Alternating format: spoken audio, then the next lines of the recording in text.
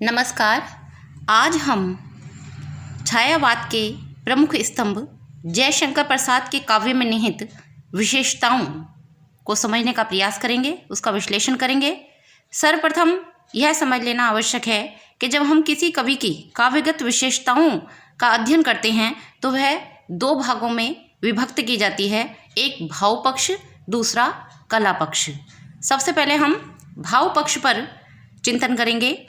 यदि हम जयशंकर प्रसाद के काव्य में निहित विशेषताओं के भावगत विशेषताओं पर ध्यान दें तो जो सर्वप्रथम विशेषता हमें इनके काव्य में परिलक्षित होती है वह है प्रेम और सौंदर्य के सुंदर दर्शन। जैसा कि आप जानते ही हैं कि छायावादी जो कवि हैं उन्होंने इस संपूर्ण प्रकृति संसार के साथ साथ उस अलौकिक सौंदर्य का भी चित्रण किया है जो हमारी दृष्टि में आध्यात्मिकता में रमा हुआ है। कामायनी व आंसू में जयशंकर प्रसाद ने भी लौकिक और अलौकिक प्रेम की अभिव्यंजना की है और मानवीय व प्राकृतिक सौंदर्य का बहुत सुंदर चित्रण किया है। कुछ पंक्तियाँ उद्धृत कर सकते हैं। जल उठा स्नेह दीपक सा, नवनीत हृदय था मेरा, अवशेष धूम रेखा से चित्रित कर रहा अंधेरा। प्रसाद द्वारा रचित प्रेम पथिक भी इस संदर्भ में बहुत उल्लेखनीय है क्योंकि इसमें भी उनकी प्रेम और जो सौंदर्य की दृष्टि है वह प्रखर होकर हमारे सामने आती है। इसमें भी कवि ने प्रेम की व्यापक चर्चा की है और सौंदर्य जो है उसके क्षण भंगुर जो क्षण में मिट जाए ऐसे रूप पर नए मुग्ध होने की प्रेरणा दी है। कुछ पंक्तियां उद्धृत कर सकते हैं। किंतु ने परिमित करो प्रेम, सौहार्द विश्वव्यापी कर दो, क्षणभंगुर सौंदर्य देखकर रीझो मत, देखो देखो उस सुंदरतम की सुंदरता विश्व मात्र में छाई है।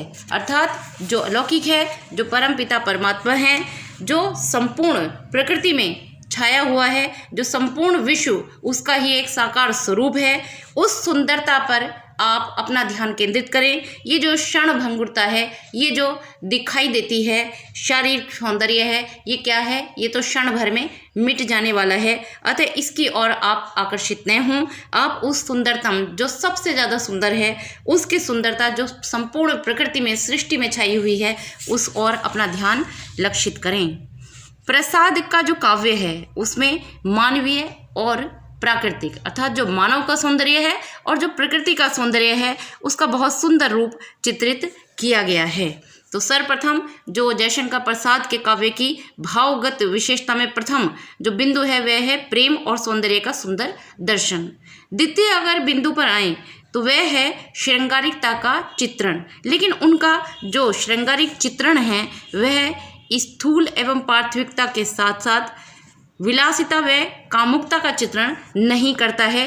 वह अगर आप केवल कामायनी को लें तो उसमें श्रद्धा का अगर आप सौंदर्य वर्णन पढ़ते हैं तो उसमें पढ़कर आप देख सकते हैं कि वह प्रकृति के साथ साथ जो नारी सौंदर्य है उसका बहुत सुंदर चित्रण है, लेकिन वो आपको विलासिता की ओर नहीं ले जाता। वो नारी के सच्चे जो सौंदर्य का स्वरूप है उसके जो एक सौंदर्य भावना है उसको आपके सामने लाता है। तीसरा अगर मुख्य बिंदु लें जयशंकर प्रसाद के काव्य की विशेषताओं की भाव पक्ष विशेषताओं में तो वह है स्व अनुभव पर आधारित सुख दुख की अभिव्यक्ति।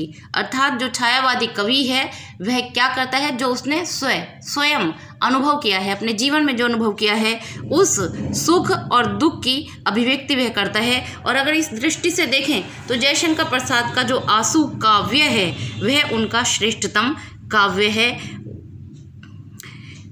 चौथा जो प्रमुख बिंदु आता है जयशंकर प्रसाद के काव्य में निहित विशेषताओं का वह है रहस्य भावना अथवा आध्यात्मिकता से युक्त काव्य। जो जयशंकर प्रसाद हैं उनका जो काव्य है वो कैसा है, आध्यात्मिकता रहस्यात्मकता से युक्त है। ये छायावाद की भी एक प्रमुख विशेषता है। और कामायनी के आशा सर्ग में कुछ पंक्तियां आपके सामने उद्धृत करके आप इस बिंदु को सरलता से समझ सकते हैं कि रहस्य भावना क्या है। सिर नीचा कर किसकी सत्ता, सब करते स्वीकार यहाँ, सदा मौन हो प्रवचन करते, जिसका वह अस्तित्व कहाँ। अर्थात जो दिखाई नहीं देता है लेकिन सर्वत्र विराजमान है, ऐसा कौन है जिसकी सत्ता को इस सृष्टि में मानव हो, जीव हो, वृक्ष हो, प्रकृति हो, सब स्वीकार करते हैं, लेकिन वह कहाँ है, उसका अस्तित्व कहाँ है। यही खोज, यही रहस्यात्मकता का चित्रण वह करते हैं।